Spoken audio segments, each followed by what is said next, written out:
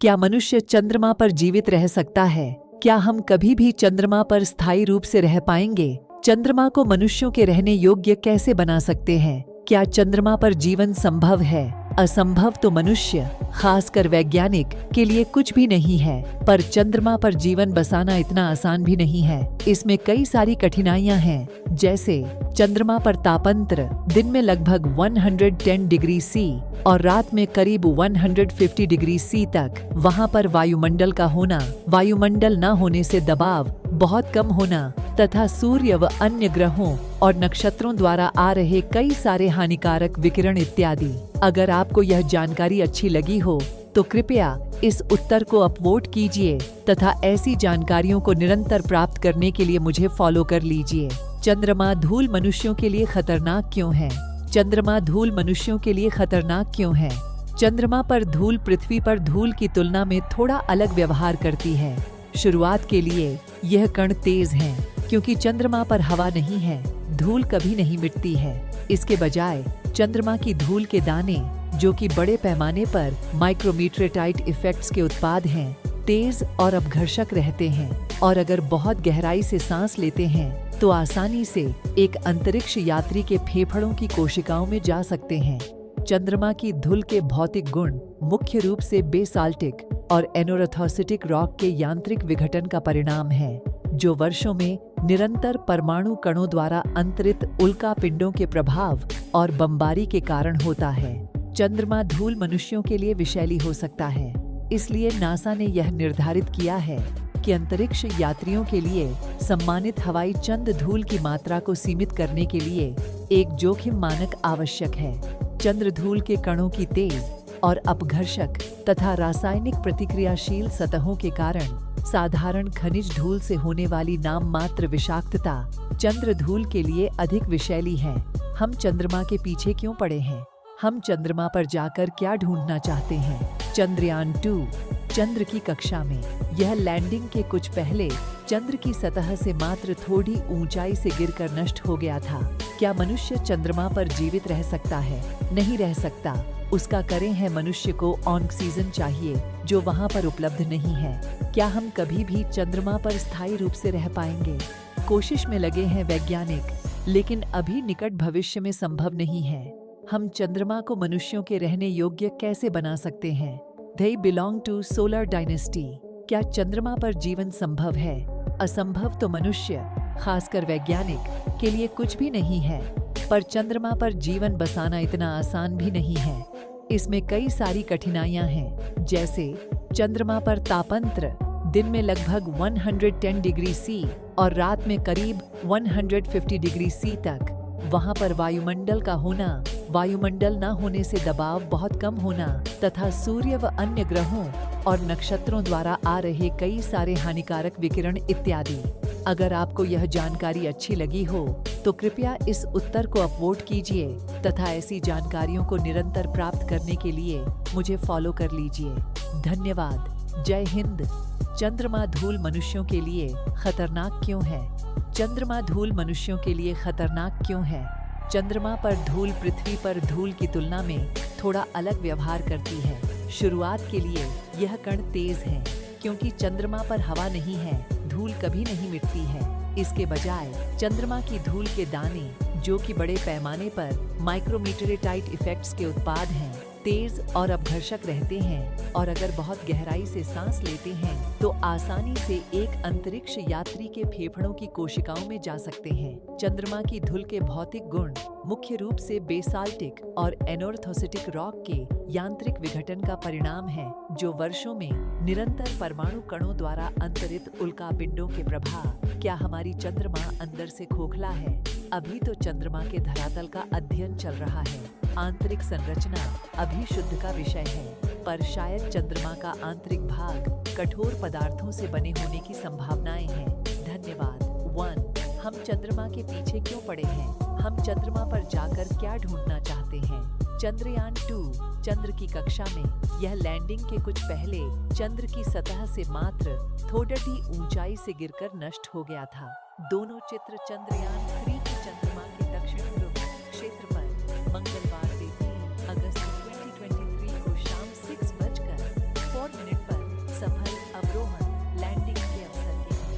Mobile में TV screen से प्रश्न है जो किसी भी नागरिक के मन में सहज ही उठ सकता है कि वैज्ञानिक चंद्रमा के पीछे क्यों पड़े ही नहीं हैं, चंद्रमा पर क्या खोजना चाहते हैं। देखिए, प्रश्न जिस तरह किया गया है उससे लगता है कि चंद्रयान-2 अभियान ने आम नागरिक के मन में विज्ञान के प्रति जिज्ञासा बढ़ाई है, इसलिए प्रश्न प्रशंसनीय है। वैज्ञानिक तो हर जगह बस क्यों, कैसे करते और इनके उत्तर खोजते आ रहे हैं। आम आदमी शुरू में तो इस क्यों कैसे को बेकार के कार्य मानते हैं, जबकि मनुष्य के सभी क्षेत्रों में जो भी प्रगति हुई वह इसी वैज्ञानिक जिज्ञासा के कारण ही होती आ रही है।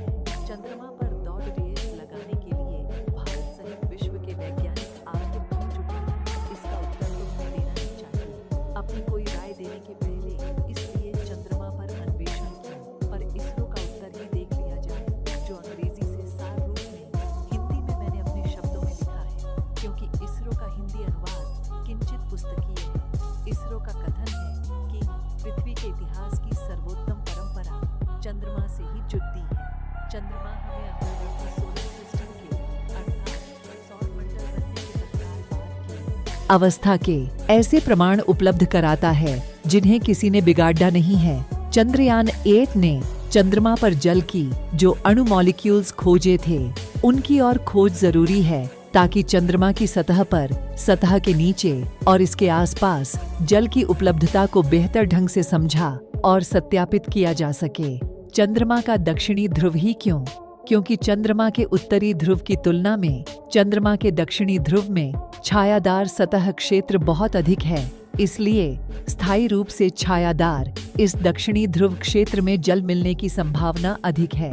दक्षिणी क्षेत्र में बीडीडी गड्ढे क्रेटर्स हैं, एक तरह से ऐसे ठंडे गुप्त स्थल कोल्ड ट्रैप्स हैं जो सौर मंडल की आरंभिक अवस्था का एक तरह से जीवाश्म संग्रहालय फॉसिल रिकॉर्ड हैं। चंद्रमा पर और उसमें भी दक्षिणी ध्रुव पर लैंडर और घुमंतु रोबोट के माध्यम से अध्ययन अन्वेषण करने पर तथा चंद्रमा के निकट से निकट परिक्रमा करने वाले ऑन ऑर्बिटर से चंद्रमा के नक्शे तैयार करने इत्यादि करने से रिसर्च के लिए और जानकारी मिलेगी।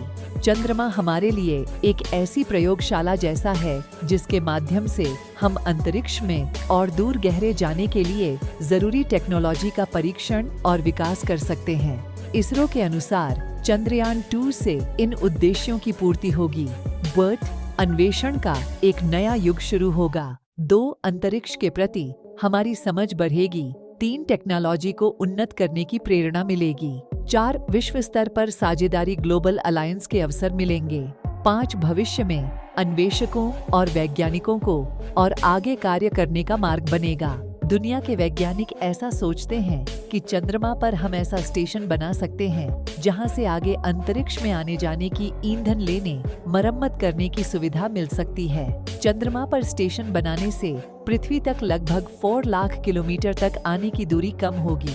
इसके अलावा चंद्रमा पर हीलियम गैस अपने विरल आइसोटोप रूप H3 में बहुत बड़ी मात्रा में उपलब्ध है। इसे धरती पर लाकर इससे विविध ऊर्जा तैयार की जा सकेगी। वहां उपलब्ध विरल खनिज पदार्थ भी उद्योगों के लिए उपयोगी हैं। हीलियम-3 चंद्रमा पर क्यों है, पृथ्वी पर क्यों नहीं?